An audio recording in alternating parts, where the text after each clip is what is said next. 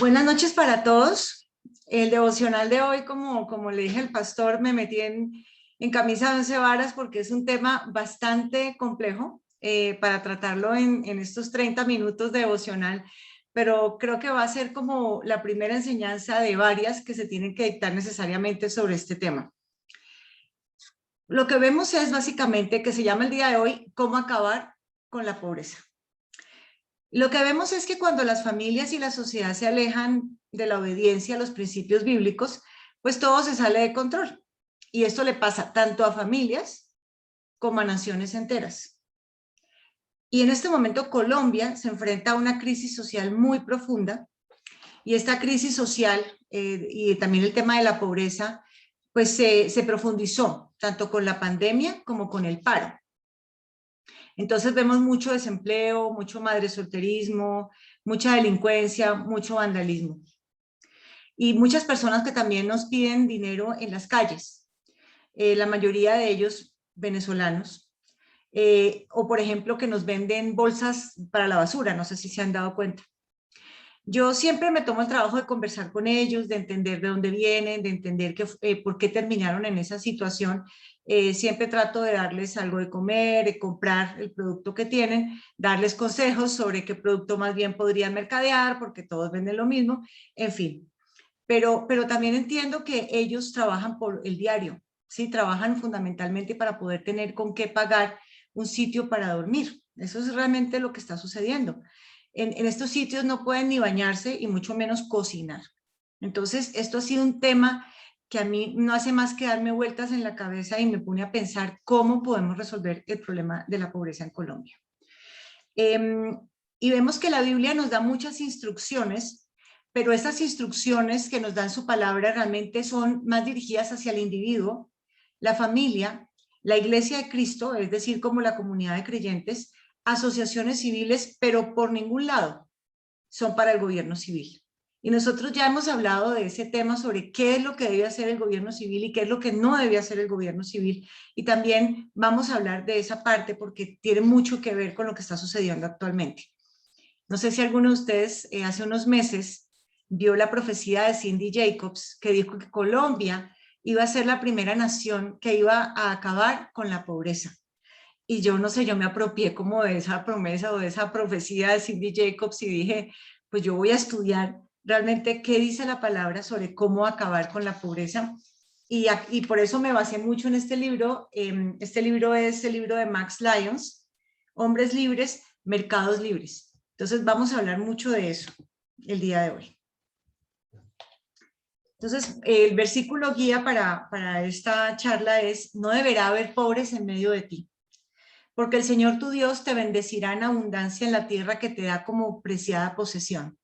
Recibirás esa bendición si te aseguras de obedecer los mandatos del Señor tu Dios que te entrego hoy. Entonces, recuerden siempre, ahí está la promesa, que no va a haber pobres, pero ¿cuál es la condición? La obediencia, que tenemos que obedecer los mandatos que Dios nos da, tanto a nivel individual, familiar, pero también a nivel de sociedad como un todo. Y entonces, más adelante, en ese mismo versículo dice, siempre habrá algunos que serán pobres en tu tierra. ¿Por qué lo dice? Pues lo dice porque él sabe que el ser humano pues tiene una naturaleza caída y como nos hizo libres, somos libres de obedecer o no. Entonces, él nos da los mandamientos para que nosotros los obedezcamos y seamos prosperados, pero igual él entiende que habrá personas que de pronto se rebelen contra esto y que no sigan los mandatos y por ende terminarán siendo pobres. Dice, por eso te ordeno que compartas tus bienes generosamente con ellos y también con otros israelitas que pasen necesidad. Entonces, por eso él tiene como este mandato de la misericordia, el amor y el servicio hacia los más necesitados. Y entonces dije yo, bueno, entonces miremos cómo está Colombia a nivel de cifras de pobreza. Entonces es indudable que con la pandemia pues esto se profundizó muchísimo. Pero 42.7% de la población colombiana estuvo en condición de pobreza en el año 2020, o sea, 42.5%. Es decir, que más de 21 millones de personas subsisten con menos de 331.688 pesos mensuales, que eso es lo que se considera como la línea de pobreza. Y más o menos 7.5 millones de colombianos viven con menos de 145.000 pesos al mes. ¿Sí? Entonces, esa ya sería una condición de extrema pobreza. En Colombia también hay diferencias, entonces hay departamentos que son mucho más críticos que otros, como por ejemplo los más críticos son La Guajira, el Chocó, Córdoba, Magdalena, Cesar y Cauca. Entonces supongo que en el de pronto algunos pastores de estos departamentos me van a escuchar más adelante. Creo que lo primero que tenemos que estudiar es como las características culturales y espirituales que están detrás de cada una de estas regiones, para que podamos dar una solución mucho más apropiada a cada una de las problemáticas. Pero lo primero que nos dice la Biblia es que la pobreza no solamente es monetaria, sino que nosotros que somos, tenemos una sociedad humanista, pues solamente piensa en el dinero. Pero Dios claramente en su palabra dice, no, no se trata solamente de dinero. Y les dijo, mirad, y guardaos de toda avaricia, porque la vida del hombre no consiste en la abundancia de los bienes que posee. O sea que hay mucho más que está ahí. Y también miremos este otro versículo. Pues por falta de conocimiento mi pueblo ha sido destruido. Puesto que rechazaste el conocimiento, yo también te rechazo como mi sacerdote. Ya que te olvidaste de la ley de tu Dios, yo también me olvidaré de tus hijos. Entonces vemos que hay otros tipos de pobreza que finalmente son, digamos que la manera en que vemos que hay una pobreza es porque la vemos a nivel, digamos, monetario, pero hay otras razones por las cuales una persona podría terminar en la pobreza. No tener una relación con Dios ya es la principal causa de pobreza, pero también no haber tenido buenas relaciones inicialmente con la familia. Y esto lo vemos cuando, por ejemplo, alguien pide ayuda a los diferentes ministerios con los que nosotros trabajamos y decimos, pero ¿por qué esta persona pide ayuda a unos perfectos desconocidos? ¿Dónde está la familia de esta persona? Entonces vemos que también es que no tenemos una relación, no tenemos buenas relaciones con nuestra familia. También el desconocimiento de la verdad. Y cuando decimos la verdad, conocemos primero que todo que es el conocimiento de la palabra, pero segundo, de verdades muy prácticas de la vida, temas que tienen que ver con la salud, temas que tienen que ver sobre la economía, las finanzas. Muy pocas personas conocen esto o se han puesto como en la tarea de estudiarlo. Eso también genera pobreza.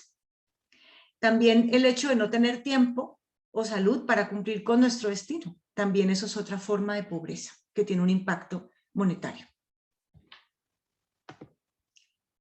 Y entonces aquí viene el tema, ya tenemos un mandato y es que tenemos que encargarnos de aquellos que son pobres en nuestra tierra y tenemos que compartir nuestros bienes generosamente con ellos. Ahí está el mandato.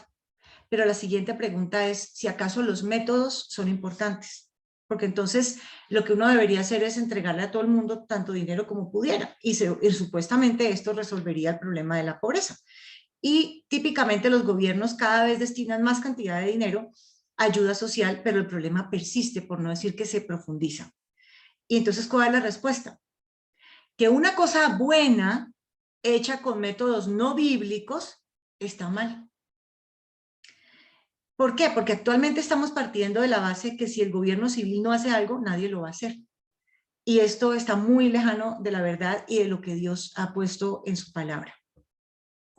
Entonces, cuando pensamos en la pobreza y en la manera de resolverla, lo primero que tenemos que pensar es cuál es la raíz de la pobreza, porque de lo contrario estaremos solamente tratando con el fruto, es decir, con el efecto de algo, ¿sí? Lo que se está manifestando. Y entonces buscaba como algunas explicaciones y, por ejemplo, Dennis Peacock dice que la pobreza es el resultado del pecado personal, pecado parental, pecado social o el pecado nacional. Y yo creo que tiene toda la razón. Cuando nosotros nos sentamos con una persona y comenzamos a hablar con ella y a preguntarle un poco sobre su vida, vemos que puede, ya sea a nivel personal, puede haber un pecado, digamos, de impureza sexual, de abandono de hijos, puede haber algo relacionado con eso, o un tema de alcoholismo o de drogas, y por eso esa persona está sumida en la miseria. Pero también puede ser un pecado parental, es algo que ya vienen como esas ataduras generacionales que no dejan despegar a una familia, todo lo contrario, cada generación está peor. Pero también vemos que hay cosas que se llaman el pecado nacional, y yo lo veo reflejado en las personas que vienen de Venezuela, porque muchos de ellos, y también en Colombia hay un pecado nacional enorme, pero cuando tú hablas con ellos, muchos de ellos incluso tienen vidas muy tranquilas, tienen su esposo, sus hijos, y uno dice, pero entonces, ¿qué pasó con esta persona? Pues esta persona es víctima del pecado nacional, de un país que se metió en el tema de la brujería, que comenzó a entrar en una anarquía por malos gobernantes, ¿sí? Y este pecado nacional terminó afectándolos a ellos a tal punto que hoy en día están entre nosotros pidiendo ayuda. Entonces vemos que cuando una nación como Cuba o como Venezuela entra en este punto donde no hay ni libertad ni justicia para nadie, definitivamente toda su población va a sufrir. Y es lo que nosotros tenemos que hacer todo lo posible porque esto no suceda en Colombia. Y también lo que dicen los expertos es que por esta razón de que la pobreza se debe al pecado, la pobreza no desaparecerá simplemente arrojándole dinero. Y tampoco desaparecerá repartiendo la culpa. Y eso es algo muy importante porque a menudo vemos personas como los que están manifestando actualmente que le echan la culpa de sus desgracias al gobierno, al sistema, a los ricos, y jamás asumen qué parte de eso que ellos están viviendo es por su pecado personal o por su pecado familiar. Entonces, ahí es donde nosotros decimos, yo no he conocido a ninguna nación o ninguna persona que haya salido adelante a punta de quejarse y a punta de victimizarse. Entonces, es la hora de comenzar a hacer como una radiografía y mirar hasta qué punto mi situación, yo puedo hacer algo al respecto. Y también hay un versículo que a todos nos deja un poco, pues como, ay Señor, dice, a los pobres siempre los tendrán con ustedes, pero a mí no me van a tener siempre. Es decir, Él entiende que dado que nos ha dado esa libertad, hay personas que van a aceptarlo a Él como Señor y Salvador y van a ser libres y por ende van a poder salir adelante, y otros que sencillamente no lo van a querer hacer y por ende van a seguir sumidos en la ruina. Entonces es algo que sencillamente tenemos que aceptar por ese libre albedrío que Dios nos ha dado. Pero hay algo también que se conoce como la pobreza relativa. Entonces ya no estamos hablando de la pobreza extrema o sencillamente la línea de pobreza, sino que es cuando comparo una persona con otra, ¿sí? O con otras, que hay unas personas que tienen más dinero y otras que tienen menos. Y dice, ¿cuál es la causa de la pobreza relativa? Y entonces acá hay varios versículos que hablan sobre eso. Uno es la pereza. Tristemente, la pereza, pues es una de las razones por las cuales las personas no progresan. Un sueño corto, una breve siesta, un pequeño descanso, cruzado de brazos, y te asaltará la pobreza como un bandido y la escasez como un hombre armado. Y he escuchado también historias de personas que le dan empleo a personas que están, digamos, en la pobreza, para después darse cuenta que dicen, no, es que me iba mejor pidiendo limosna. Y no quieren levantarse temprano, no quieren tener rutinas, no quieren tener un jefe. Entonces vemos aquí algo de pobreza. ¿Por qué? Por la pereza. También vemos que la pobreza se puede ver a la falta de autogobierno. Y miremos lo que dice la Biblia. Como ciudad sin defensa y sin murallas es quien no sabe dominarse. Entonces, estas personas que no saben dominarse, pues van a vivir en la pobreza. ¿Quiénes? Aquellas que son víctimas de la drogadicción, el alcohol, en donde ellos mismos se metieron de manera, digamos, tal vez inocente en sus inicios, pero ya después no pudieron salir, la impureza sexual, las apuestas y muchos otros temas, como por ejemplo la ira, las malas relaciones, esa ira que de pronto llevó al homicidio y por ende a la cárcel y por ende a que se cerraran puertas.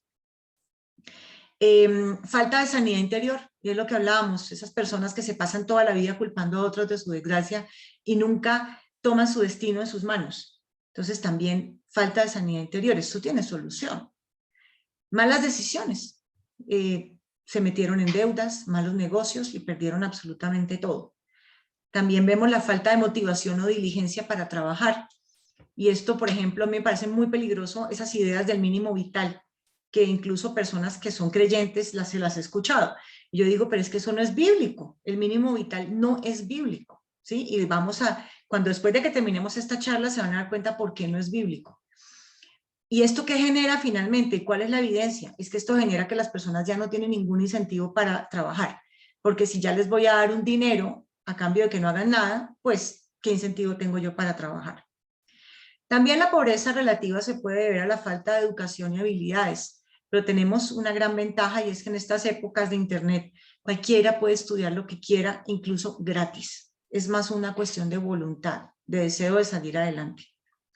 También yo puedo tener un problema de pobreza, ya sea porque soy demasiado joven o porque ya estoy, digamos, muy anciano, por discapacidades físicas o mentales, aunque yo he conocido personas que han logrado salir adelante y sacar toda una familia de 12 hijos siendo ciegos. Entonces, también muchas veces la discapacidad es algo, es una actitud hacia la vida, ¿sí? También se trata de, porque personas que, por ejemplo, son víctimas de un desastre y que pierden todos sus bienes materiales, por eso terminan en la pobreza. O opresión por parte de otros. Miremos esto.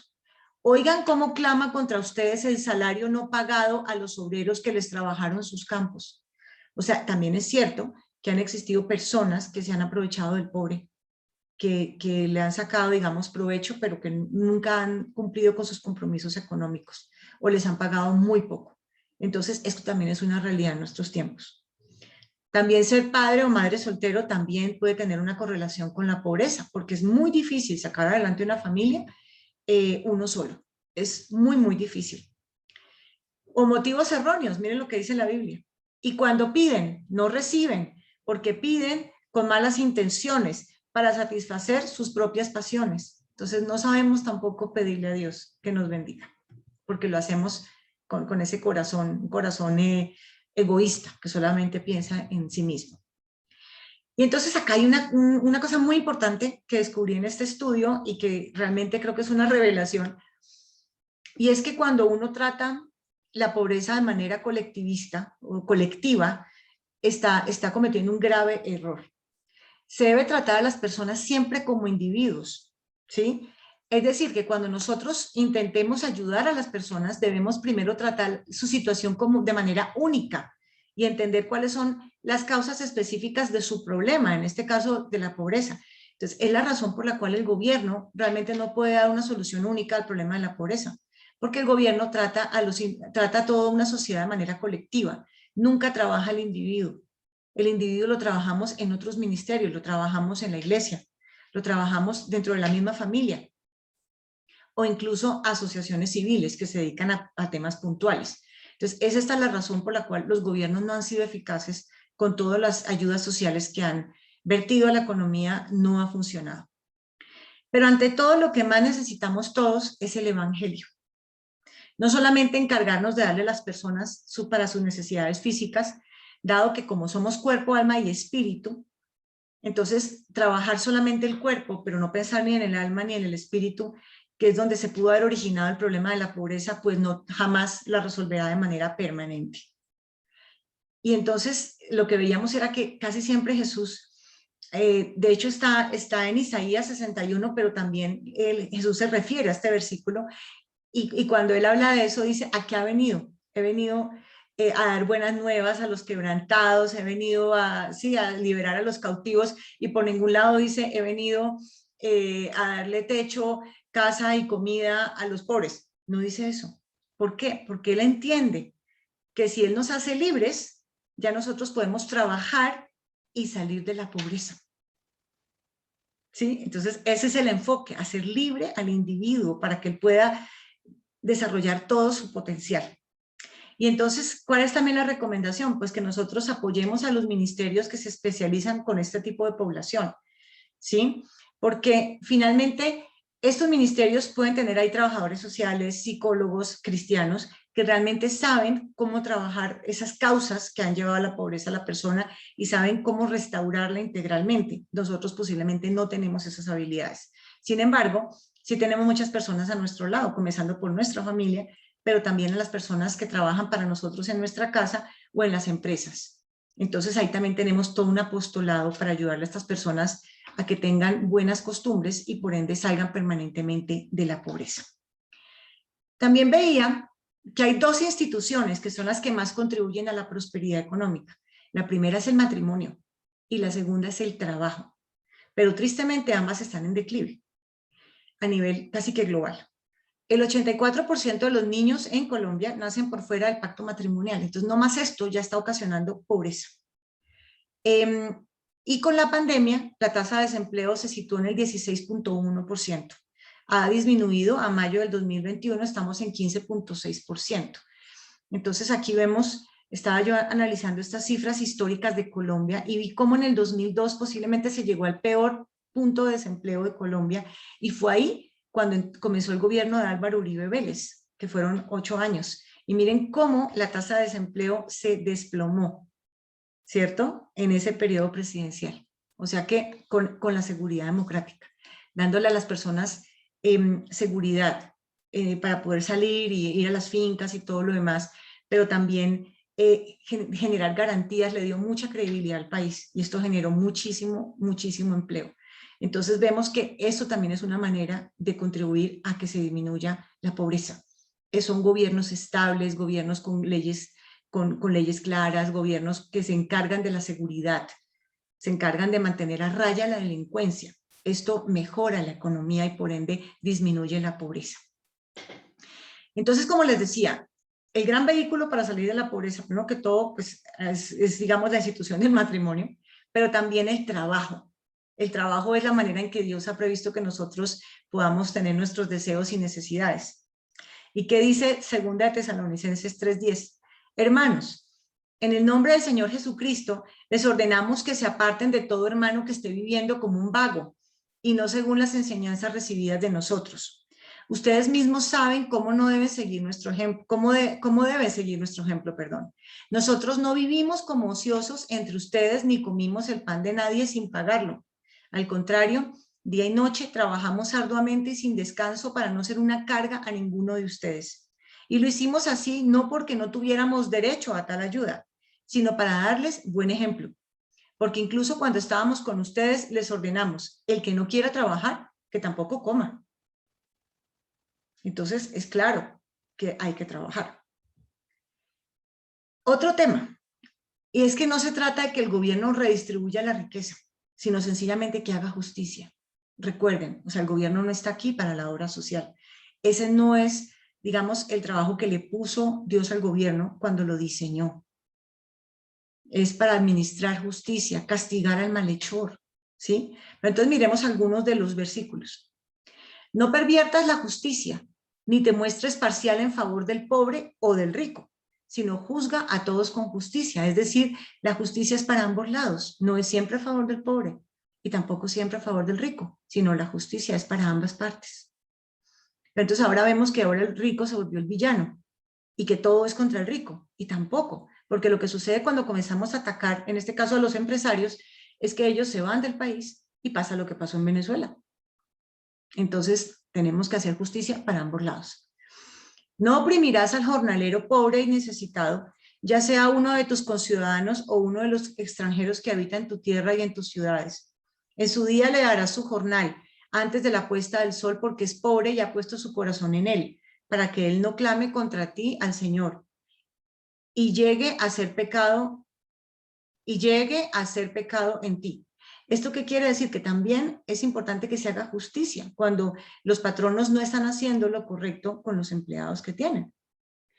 Pero también miren esto que habla sobre no robarás. No robarás, es claro en Éxodo 20.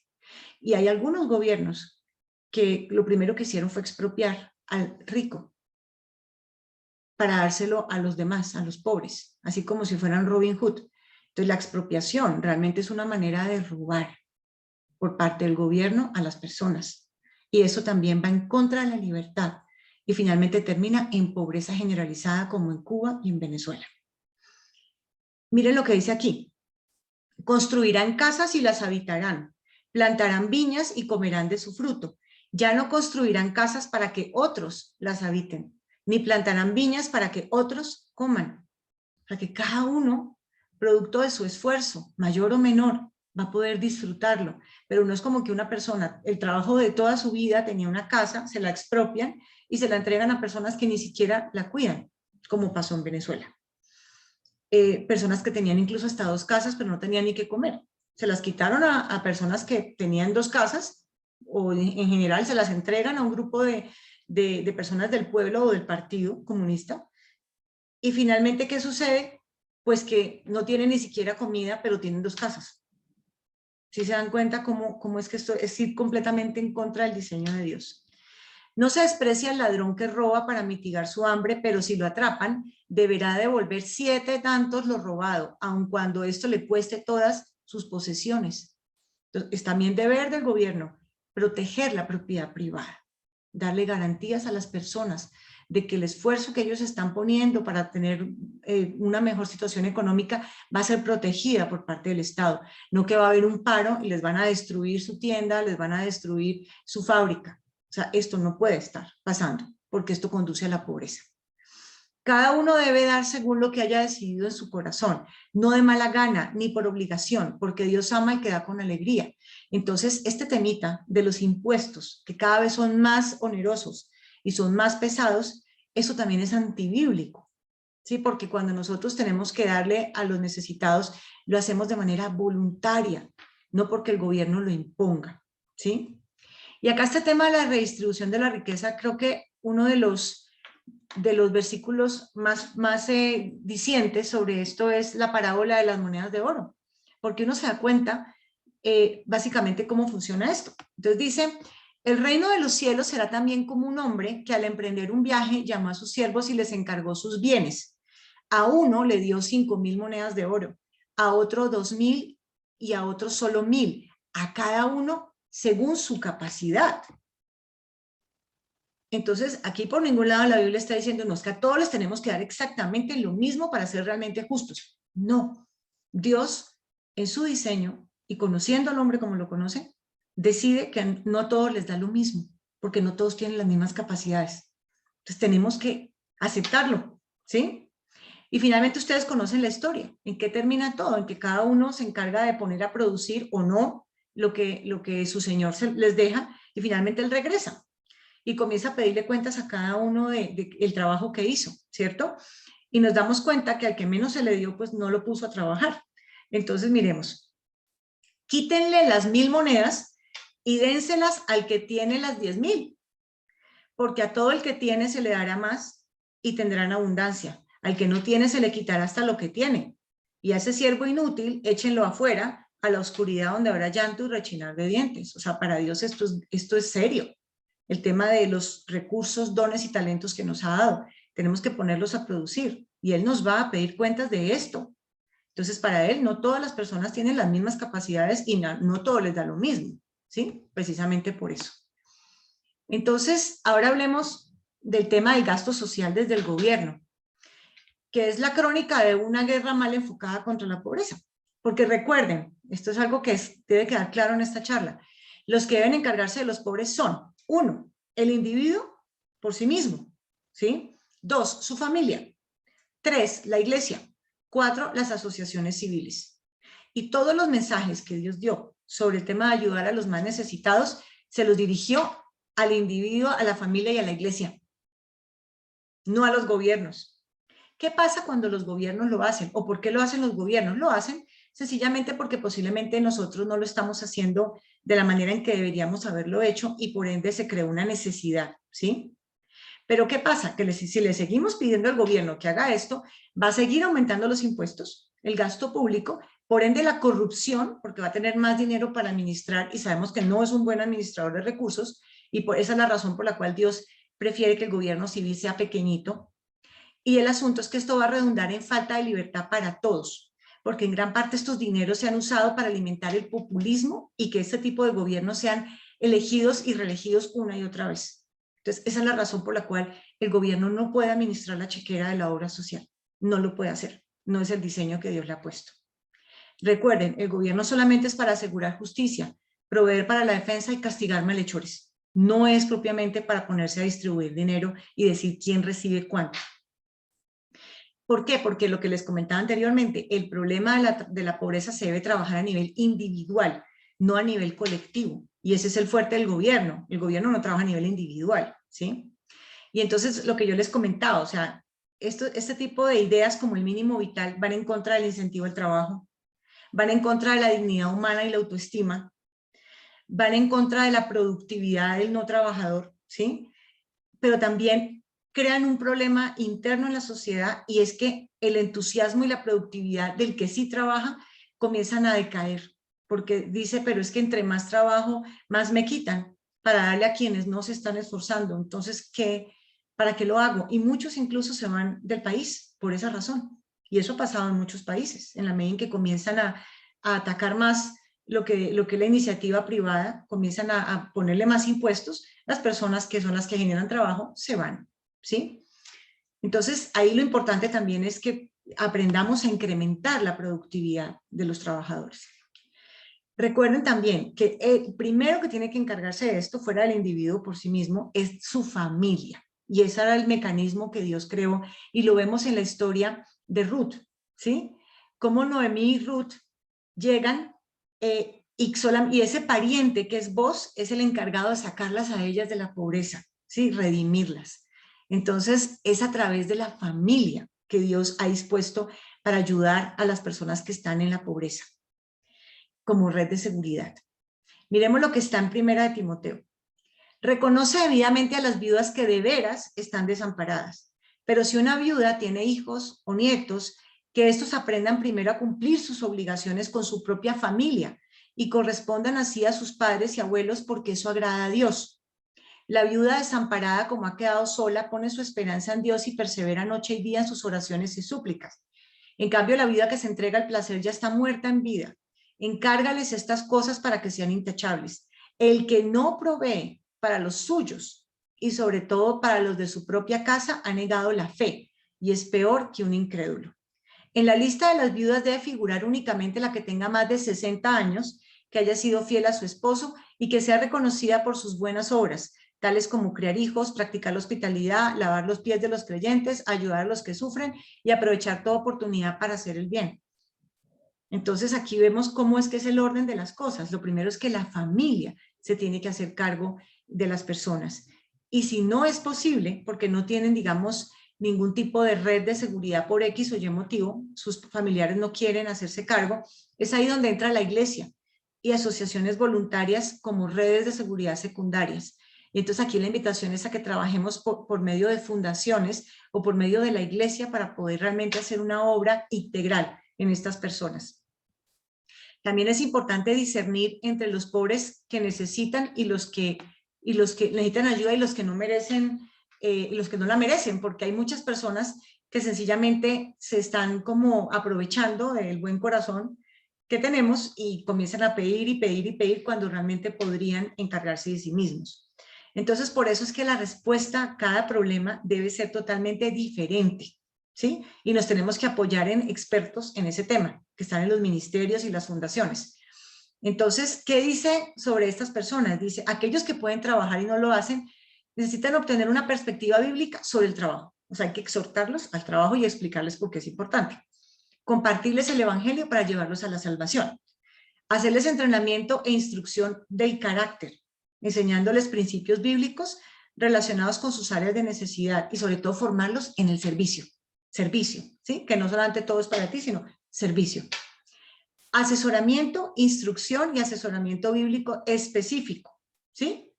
Entonces aquí es como, teniendo en cuenta cuál es su problemática, pues es la manera en que tenemos que trabajar con ellos. Asistencia con adicciones o hábitos nocivos, que lo vemos, hay muchos ministerios que trabajan con drogadicción o con la parte de alcoholismo. Asistencia para obtener capacitación laboral o ayuda para encontrar trabajo. También hay algunos que tienen bolsas de empleo, pero también ayudan a adquirir habilidades relevantes para el medio laboral. Ayuda con las responsabilidades a padres solteros, o sea, por ejemplo, una madre cabeza de hogar se le puede ayudar con sus niños en un sitio para que haga las tareas y que los acompañen mientras que ella no está. También conocemos ministerios muy lindos de esto, como Restaura Colombia. Eventualmente una ayuda de emergencia, aunque nunca permanente, en cuanto a comida y refugio. Y muy importante sería hacer como un plan de progreso personal con cada una de estas personas, que ellas se comprometan a salir adelante, ¿sí? A no quedarse en esto. Hay que tener paciencia, la obra es del Señor, porque también habrá muchas personas que solamente se interesan en ir a las iglesias para obtener algún beneficio económico. Y una vez ya no se les da el mercado, lo que sea, pues ya no vuelven. Pero finalmente Dios sabe cómo hace sus cosas y nosotros solamente tenemos que cumplir con nuestro trabajo. Y esas personas, digamos que definitivamente no pueden trabajar o que su trabajo es insuficiente para sus necesidades, ¿qué dice la palabra? Cuando segareis la miel de vuestra tierra, no segaréis hasta el último rincón de ella, ni espigarás tu siega. Para el pobre y para el extranjero la dejarás. Yo, Jehová, vuestro Dios. Entonces, esto es importante, ¿sí? Que siempre se dejaba en las cosechas como que lo que cayera y fuera quedando por ahí, eso lo vemos en la historia de Ruth, era para que lo tomaran aquellos que estaban en necesidad, como los extranjeros, las viudas, ¿sí? Dice, pero el que tiene bienes en este mundo y ve a su hermano tener necesidad y cierra contra él su corazón, ¿cómo mora el amor de Dios en él? Entonces es ahí donde también, pues, cada uno de nosotros, según lo que tengamos y según lo que Dios ha dispuesto en nuestro corazón, pues debemos apoyar a estas personas. Para lo cual, no faltar a los diezmos que damos en la iglesia es clave, pero también las ofrendas extra que damos para este tipo de casos. La iglesia entonces puede proveer alimento, refugio, albergues, lo ha hecho en diferentes momentos y creo que este es el momento también clave para que haya refugios. Se necesitan ropa, atención médica, pero también educación, asesoría, capacitación laboral.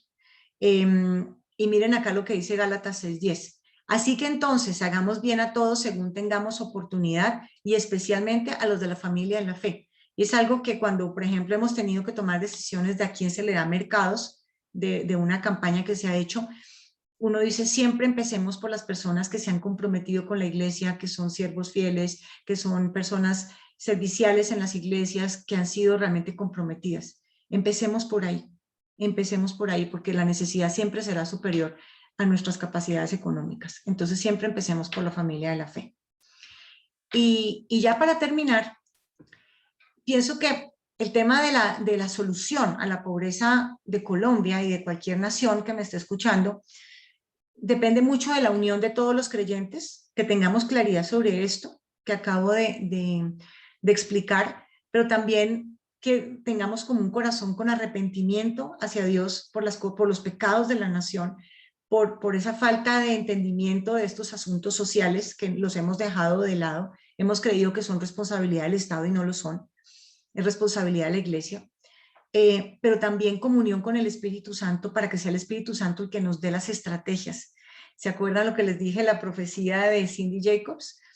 Y me impresionaba porque su oración era que decía que Dios nos iba a dar las estrategias y que Colombia iba a ser una nación que todos iban a voltear a mirarla como motivo de asombro y decir, ¿cómo lo lograron?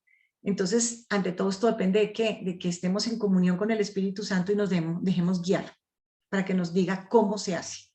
El Señor dice, yo te instruiré, yo te mostraré el camino que debes seguir, yo te daré consejos y velaré por ti. Entonces, la próxima vez les quiero hablar de libertad, porque me ha dolido mucho el tema de Cuba y el tema de Venezuela, y tiene mucho que ver también con esto. Pero entonces, por hoy voy a cerrar con una oración y entramos a la puesta en común. Bueno, Señor, este ha sido un tema diferente, un tema duro de entender, Señor, pero también espero que sea motivo de reflexión para toda la iglesia, todas las personas que me escuchen, y también no solamente de reflexión, sino también de acción, Señor, para que nos muestres las estrategias para poder acabar con la pobreza en nuestro entorno, Señor, en nuestra ciudad, en nuestro país, en este mundo, Señor, y que nos muestres cómo cada uno de nosotros puede contribuir desde lo que tiene, el que puede enseñar algún talento que les puede servir, el que tiene medios económicos, aquel que tiene la capacidad de ayudar a las personas a restaurarse, Señor. Que seas tú levantando ministerios y que seas tú dándole la estrategia puntual a cada líder, a cada persona que me escucha, Señor, para que finalmente podamos extender tu reino en esta tierra, Señor, y hacer lo que tú nos has pedido que hagamos.